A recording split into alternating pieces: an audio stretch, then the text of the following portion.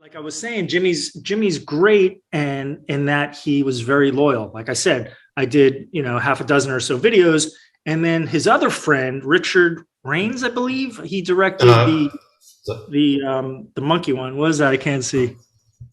Drive Uh, through records. Drive Through Records, Records, exactly. yes. Wow, look at that. And I've met, when I was living in LA, Jimmy had lived in LA for a little while. The whole band did back in the late 90s, I suppose. And Richard was out there. So I hung out with Richard for a while. But yeah, so he used, again, that was a friend of his. Directed Bad Touch and I Wish I Was Queer, so I Wish I Was Queer video. And Your Only Friends Are Make Believe. So it's because I was in the music video world, as the assistant. So I saw how videos got made, when a new song, the marketing department, they say, okay, this is going to be the song that we're releasing. Let's get a video for it. They send the video to the video production, they tell the video production department, okay, let's find a director. So that's their job. They know who all the hot directors are or what director would be right for this band. So they would then call production companies of these directors and say, look, here's the song, have your director write a treatment. Writing wasn't my strong suit. That's why you have a production company and producers at the company to help you, come up with a really visual, well thought out, I come up with good ideas. Does it translate on paper?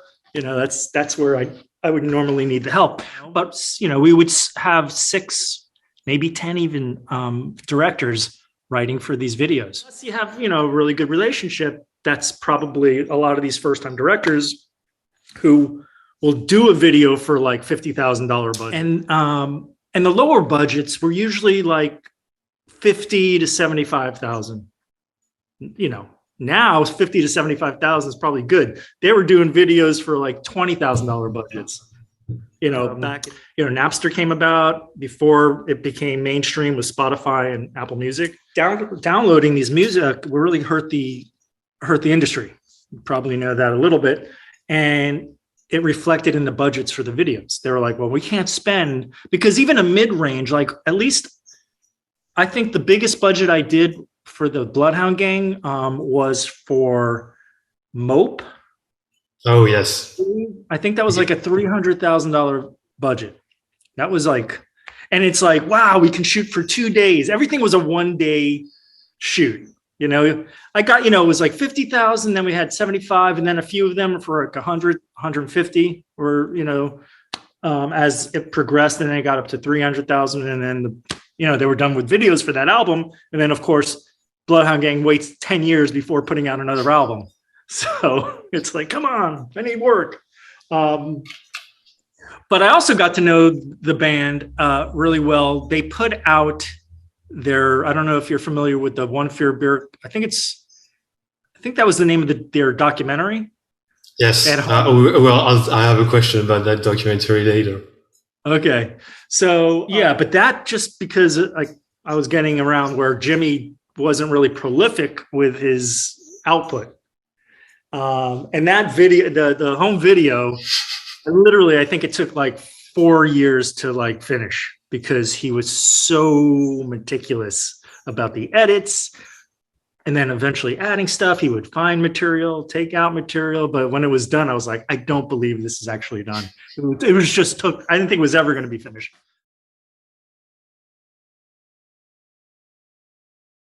In regards to your music video work, were you more inspired by the European directors or more the American directors, like Spike Jonze or like a French director, Michel Gondry also? I was just going to say Gondry was my favorite. Like he just epitomized, it's like if I could do what he did or even close, that would have been my dream.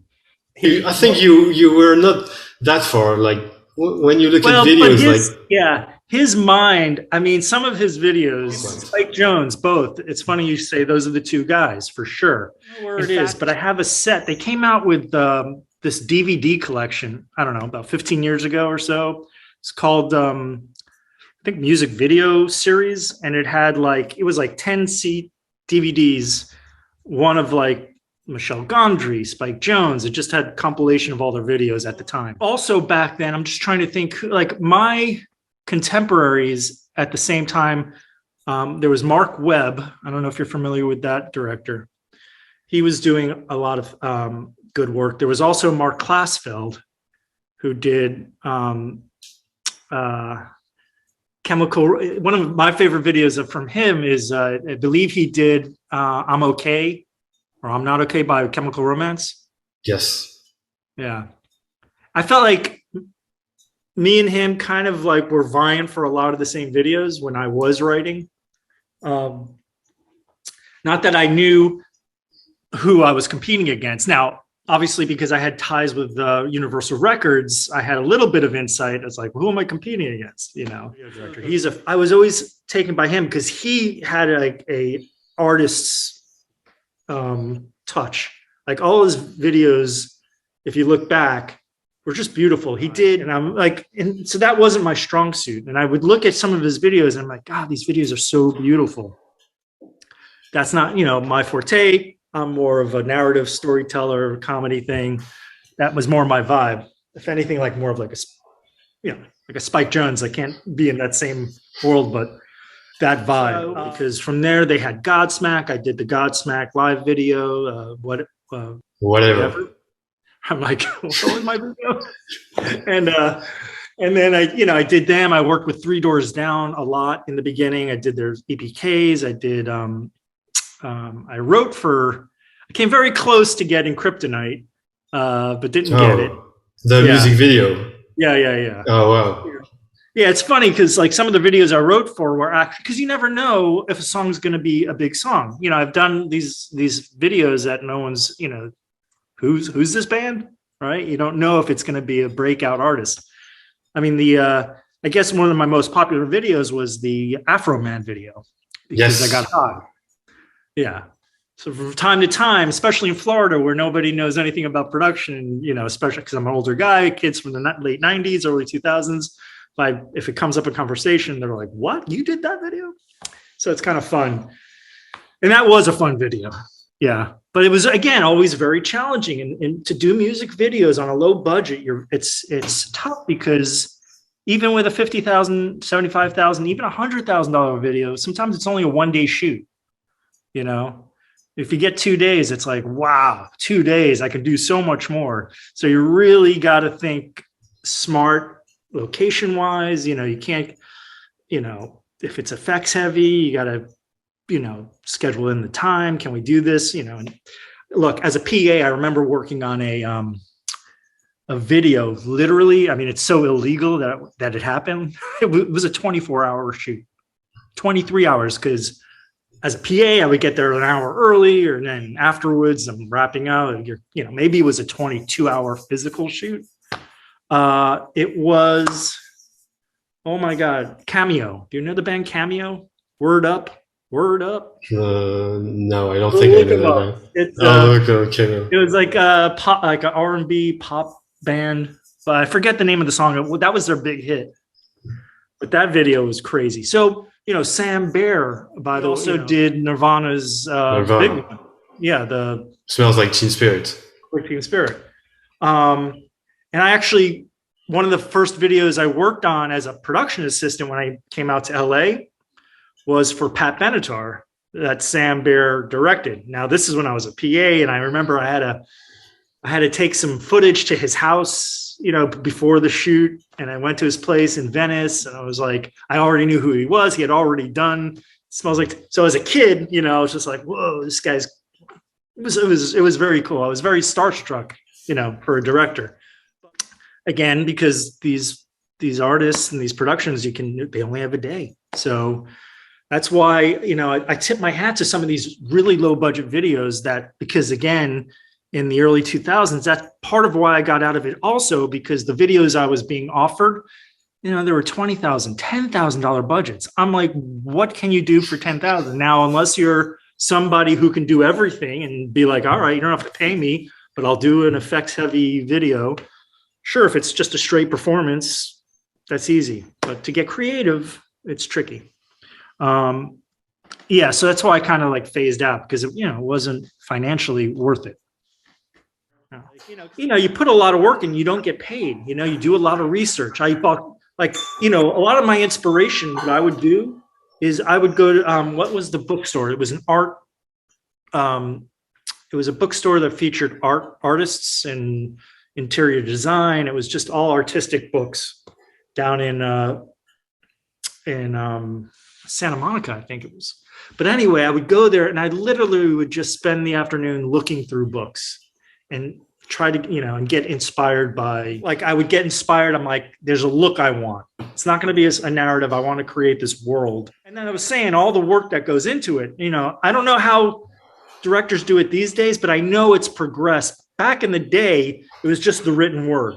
I would just put a 3 or 4 page treatment together describing the story, really try to be as descriptive as possible because it's a pitch. It's like you're going in there and you're selling yourself, you're selling this idea. And so then as time went on with the production companies, people were including photo references, which helps a lot more. So you find a reference in either, you know, some fashion magazine or the clothes. And I'm actually kind of curious on how they present the videos now, because with, you know, you could now send a digital link probably with video reference too, I'm sure. And you could just send it directly and they can have a video source. But my point is, you know, people don't realize how much work you put in prior and you don't get these jobs. So you lose 2 or 3 days of your life putting everything into this creative process for nothing. So that's a very frustrating part of it. And that's why, you know, if you could, you know, make a name for yourself as a director, a lot of the times it's just like they give you, they'll say like, you know, David Fincher, we want you. We're not giving it to anybody else. If you want the job, it's yours. And you just trust the director to come up with something great.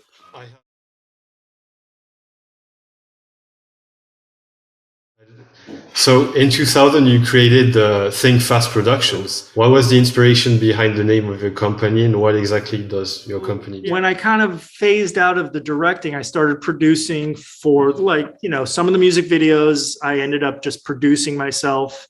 Needed a production company name. You know, you have to get insurance. There's like a lot of steps along the way to produce whatever the piece is going to be, because of the legalities. You need to have, you need a company. So the name was just something that I came up with. You know, I just wanted something clever. It just kind of worked, you know. And I used that to do my production, any productions that I will produce. Now, you know, I will work as a producer because I'm in Florida now. I've got a friend that does production out here for various jobs, some corporate, some music, you know, related. We kind of do whatever comes our way. I always find it interesting when the promotion comes out for the music videos, even back when I was doing it, and still to this day, if Rolling Stone has an article, oh, check out the new video by, you know, Lady Gaga, and it's only about her, and they describe the video, but it's like, maybe they'll be like directed by Joe Schmo. You know, who came up with this amazing concept and who put it all together? I mean, obviously, when you reach a certain status, like a Michel Gondry, then it's like a Michel Gondry. Well, I also found it interesting with the videos these days, and these directors got smart. I don't know who started the trend, but a lot of these videos would start out with like the name of the director. Yes. Cousin Mike Presents. Yes. You know, a Lady Gaga video, you know, the video, opening credits. And some even have closing credits. And then a girl is doing a horse. And then a guy's doing a chicken. Now, how could they ban our video when you didn't have that stuff there? That's what I don't understand. It's strange because all we had were 2 monkeys screwing in our video, and they banned it. As a band, you had a lot of censorship in your music. The video for Fire Water Burn was censored. The Yellow Fever, yes, with the donkey sound. You don't remember? There's a donkey sound replacing the. Well, yeah, I mean, yeah. In America, I don't know what it was like in France, but in America, there's 7 words you can't say on TV and radio. I don't know if that's the case, but back then there was also the Yellow Fever track that was removed from the One Fierce Beer Coaster, and yeah. Well, in retrospect, yes, especially in the context of 2022, that track probably should have been removed. And 3.14 was called Vagina. All right, so this is a song off our new record that comes out September 27th called Hooray for Boobies. And this song is called Vagina. There are some videos from a live show. Instead of writing 3.14, it's written vagina. So, Is it? Yes. Is music censorship still a big issue today, in your opinion? What's the difference between 3.14 and vagina? They're both, I mean, 3.14 is a. I'm sure if I looked in my calculator on my phone, you would find those numbers in it. And vagina, you can find in any dictionary. So I don't know what they would need to censor there. America, they claim to be all liberal and land of the free and all that bullshit. But, it started out as a puritanical country, and all of the fucking higher ups in the government, especially the FCC, are all these very stick up their butt, conservative types who, would stop us from getting on the radio over here, which eventually was one of the contributing factors to me moving to Germany, because we released Foxtrot. It was doing great at radio until somebody in the FCC was like, "Oh my, is that what that is?" "Oh yeah," and then they took us off the air. The Germans, the French, the Russians, the Scandinavians, pretty much all the civilized world, except for America, doesn't give a fuck. America's like, "Oh, you can't say letters that end up spelling a dirty word, because what if a kid sees that?" I'm like, "Oh, what if he does?" You know what? That personally, well, I know there was the clean version we have, and we have the censored version. I'm okay with it. Now I think it's more about the artist being, how they feel, because it's their lyrics, their words. So with the Afroman, I did another video for him called Crazy Rap. And if you know that song, with Fire, Water, Burn, it's the one word, right? It's burn, motherfucker, burn, right? You get rid of the fuck. Crazy Rap, it's like every other word is bling bong, these cartoony sound effects. And you kind of get used to it. It's funny because I listened to that, and when I did the editing, it was like they did a really fun job, at least in the music, in the mix, to make it part of the song. So that one, and then when I hear the clean version, it just didn't sound, I'm like, what is this? I don't know. I was kind of used to the other one. So again, as a director, it didn't bother me.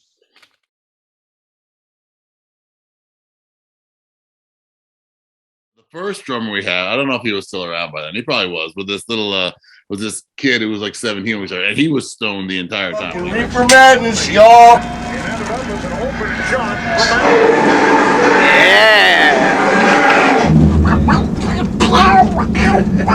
We had at least one stoner in the band. I think I hadn't smoked pot since high school, but I think the DJ probably will take any drugs that he can get his hands on. And but the drummer was a famous stoner, and he was sponsored by a bond company. So we would come in there, and during the show, people would just throw bags of pot up onto the stage. Oh, really? Oh, wow. I've seen enough videos with them, and they're we're going back to their home video.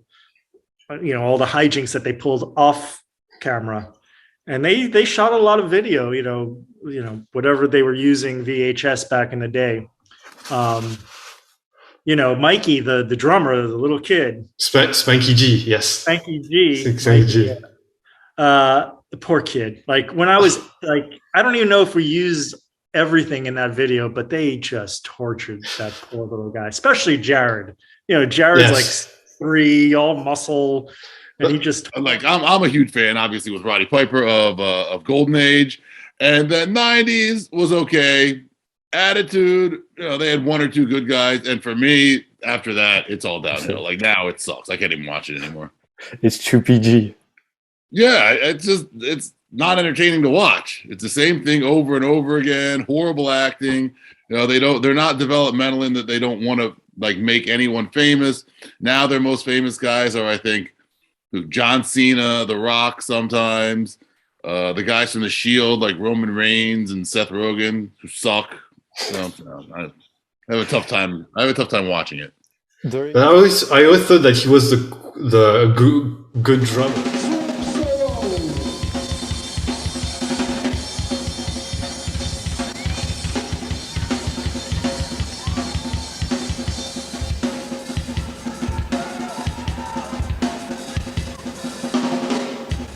We're just watching those home videos. Oh, it was they were pre-Jackass, Johnny Knoxville and those guys. Yes. They were doing the crazy stuff. Like there's Jared. They painted a bullseye on his back. Yes. And they throw darts. Throw darts on him. I'm like, who does this? You know, and there was. That's why the One Furious Beer Run documentary should be viewed by more bands, because that's how a band is on tour. It's not the glamorous, like, oh yeah, you're in a hotel. That's like people getting argued.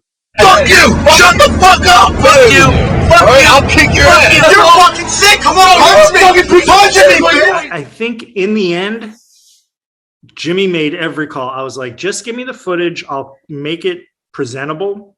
I'll make it as, because, you know, with home footage, you're just shooting it and you're just whatever. I'm like, give me that. I'll make a segment out of, you know, blocking Mikey or Spanky G naked in the hallway of the hotel.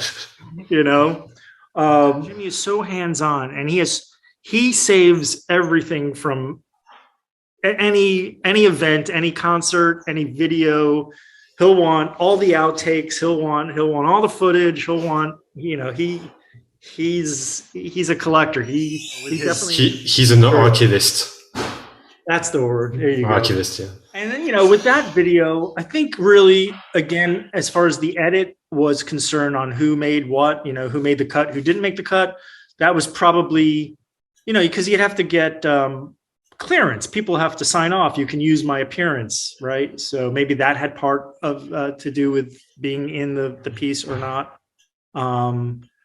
But I was just the cookie maker. You know, I was the chef. Yeah, you just tell me what the you know, order is. I'll make it. I'll make the pie. The documentary came out in 2003, so it's like, and that DVD like retraces the tour that they did like in 1997. So I understand why it took a long time, because Right. 1997, 2003 is like, Yeah, exactly. So it came. Okay, so yeah, so then there you go. 6 years to put that out. Because nobody else really cared about what they were doing, and I mean, like the singer was probably too busy. The drummer and the DJ were probably too stoned, and the guitar player is so boring to listen to that he would have put everyone to sleep. So no, I was the one that was left. And me and my brother always talk about Jimmy, that it's just too bad he didn't pursue more, you know, outside of music, because he's so quick-witted. He's very fast. He's very funny. Off the top of his head, he's a hilarious guy. And, what's cool also is that, I don't know if a lot of people know, but your brother managed the band also.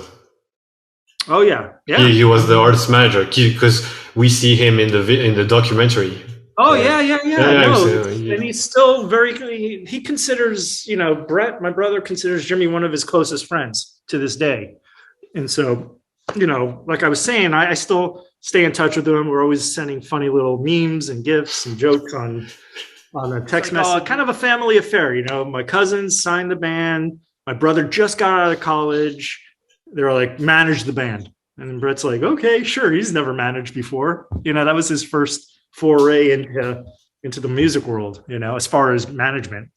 So it was kind of like learning as you go, and to deal with those guys on the road and to put up with their shenanigans. It's a lot. Definitely you need a thick skin to deal with those guys.